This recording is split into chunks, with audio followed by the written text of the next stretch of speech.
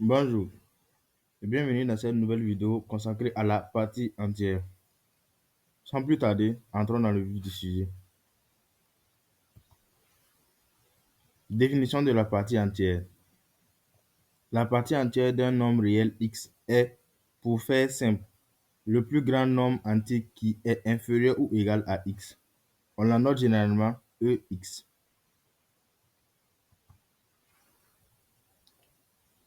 Voici les deux notations possibles de la partie entière. Il y a E de x et il y a les crochets, les semblants de crochets pour le x.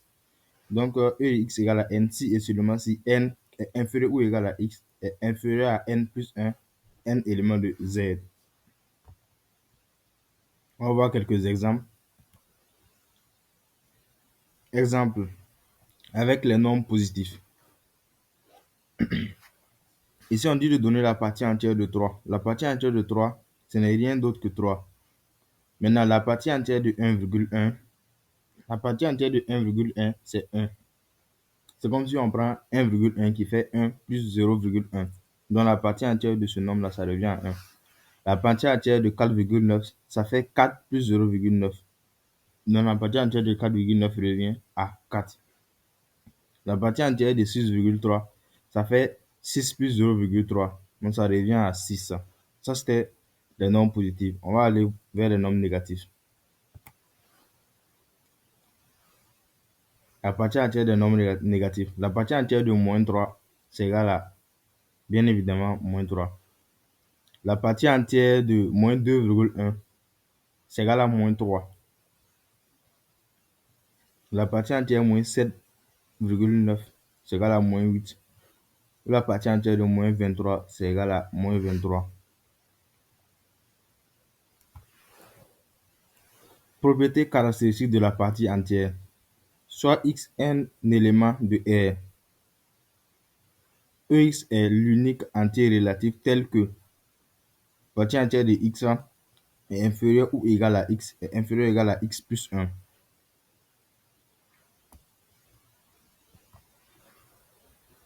Partie entière de x inférieure ou égale à x inférieure ou égale à la partie entière de x plus 1.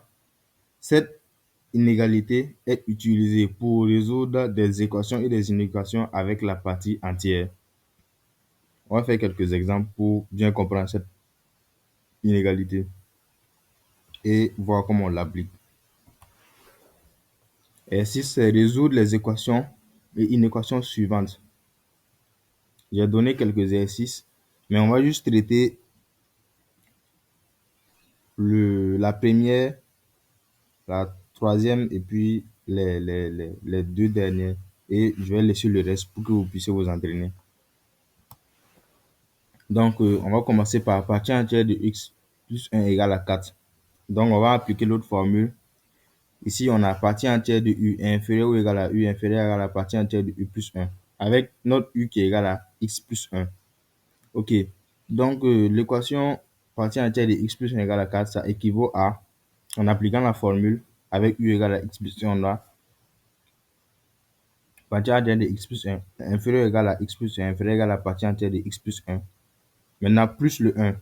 Or, d'après l'énoncé, on a partie entière de x plus 1 égale à 4. Donc, alors, on remplace partie entière de x plus 1 dans l'inéquation qu'on avait au début. Donc, ça revient à 4 inférieur ou égal à x plus 1 inférieur ou égal à 4 plus 1. Donc, on aura 4 inférieur ou égal à x plus 1 inférieur à 5. Donc, on fait sortir le 1. Ça devient à 3 inférieur ou égal à x inférieur ou égal à 4. Donc, on trouve la solution directement. On passe à l'inéquation.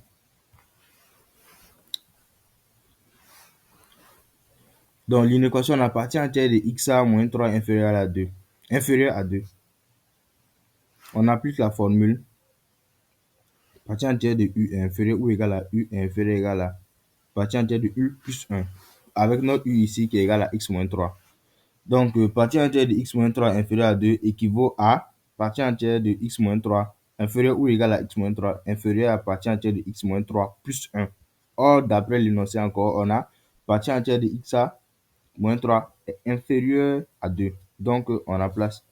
Ici, dans ce cas, on va prendre la dernière partie de l'équation, c'est-à-dire partie entière de x à moins 3 inférieur à partie entière de x moins 3 plus 1. Donc, on aura x moins 3 est inférieur à 2 plus 1. Donc, x moins 3 est inférieur à 6, x est inférieur à 6. Donc, la solution, c'est de moins l'infini à 6.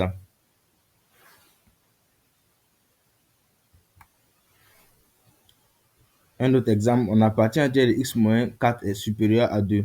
C'est la même chose que 2 est inférieur à partie entière de x moins 4.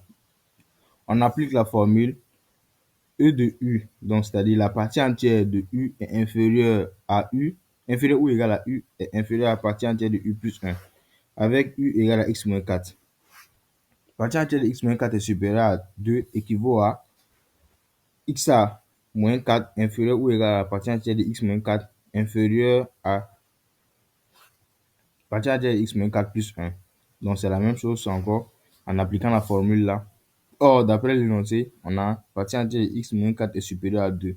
Donc, on aura 2 est inférieur à x moins 4. Donc, ça veut dire x est supérieur à 6. Donc, la solution, c'est de 6 à plus l'infini. J'espère que vous avez bien compris et merci. Ravi de vous revoir pour une nouvelle vidéo.